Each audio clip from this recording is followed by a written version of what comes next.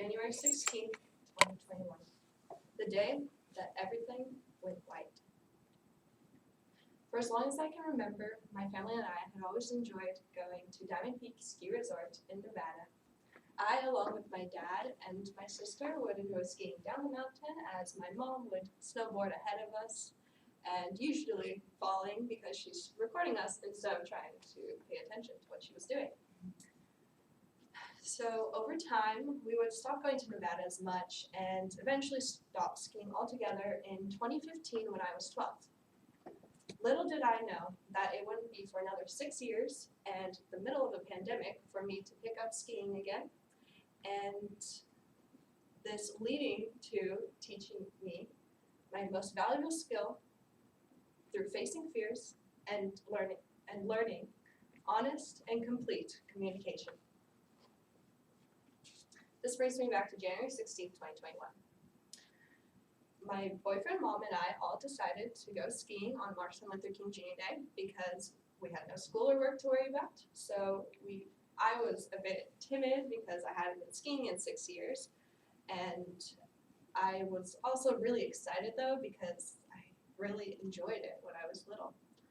So we bought passes to Boreal Mountain, and on Monday began the 3-hour drive there. It was rough at first, but I eventually got back and used to the skill again and had an amazing day skiing with my boyfriend and my mother snowboarding alongside me. Then at the end of the day, we all decided to do one last easy run. And this led to the most unfortunate sequence of events for myself. I go down 3 slopes perfectly fine when I hit an icy patch. I lose my balance and control, regain some balance, and realize that I'm heading straight for a tree and cannot turn. I quickly regained complete control, took a sharp turn, and then headed to the side of the mountain to catch my breath because what an adrenaline rush, and talked to my mom a bit before heading back down the hill. And it was only a couple of seconds later when I heard my mom shout my name. Before I could even turn around, I was hit by a strong, swift force. Then all was white. All I could see was snow. A snowboarder had just come from the icy patch and ran straight into me. I couldn't believe what just happened. My mom and boyfriend quickly came to my aid, but I knew something was off. And miraculously, I had no concussion, no cuts, but my thumb was dislocated. I popped it back in, and that was followed by a very strong pain. So that began my first of many firsts.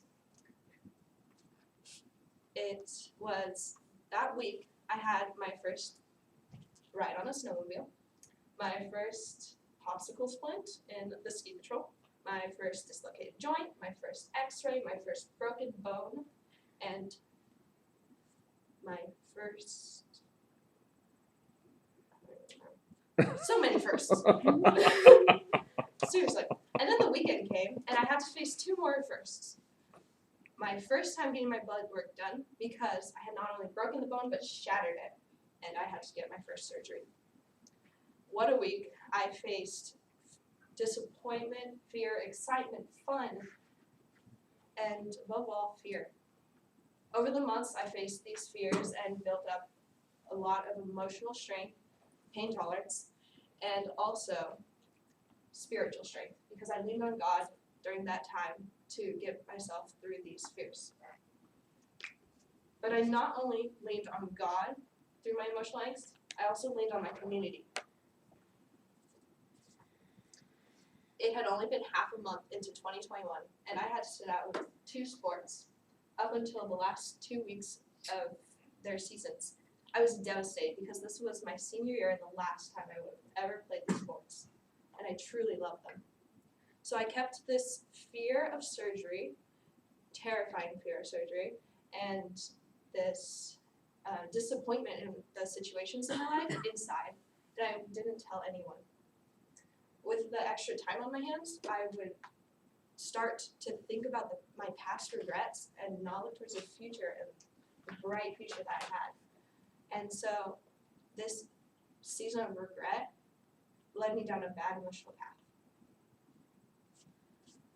My friends and my mentors would all ask me what was wrong, but I would never say that something was wrong. I would say I'm fine or there's nothing wrong. And so I just sat there in my own emotional turmoil.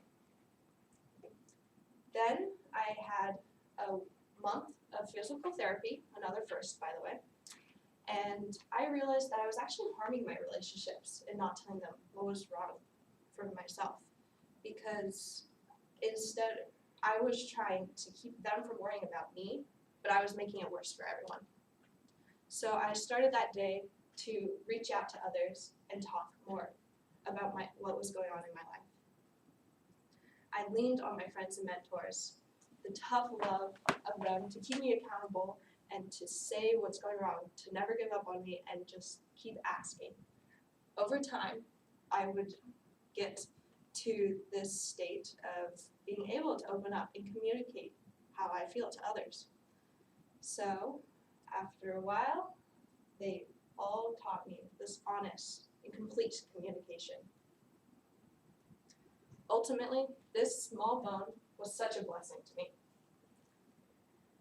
I saw all these trials as trials from God to teach me and to strengthen my weakest spot in my life, communication.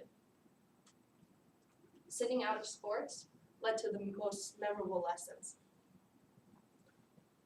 I learned to trust God and lean on community in my time of fear, and with this trust, I learned to also communicate genuinely and not just lie about how I felt.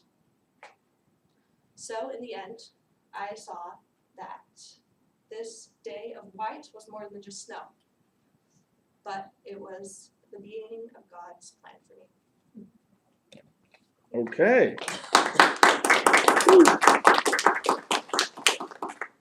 7:10.